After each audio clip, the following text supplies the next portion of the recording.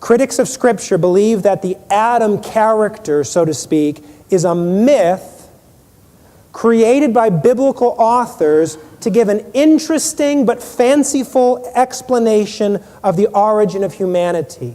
I trust you're aware of that many people today would reject the historicity of Adam. It's just a myth.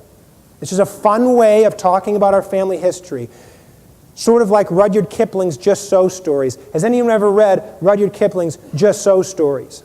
These are stories that Kipling wrote and published in 1902, which were intended to give fanciful and fun, interesting explanations of how things came to be. He wasn't pretending that they were real, but he was giving fun explanations. So, for example, one story is on how the leopard got his spots. All right, and so Kipling tells a story about an Ethiopian who had been white and painted himself black, and while he was at it, he painted black spots on this cat, and so the leopard got his spots. Now, everyone knows that's not true. It's a myth. It's a fairy tale. It's a fun story. Interestingly, the phrase "just so" story has now been taken from Kipling's book and used to refer to things like Adam's story. Adam is an example of a just so story in the eyes of many people today. We all know it's fanciful. It's just meant to kind of tell a corporately accepted myth that we can all embrace. Well, friends, Scripture does not present Adam as myth. Scripture doesn't do that. And so his humanity is an article of faith.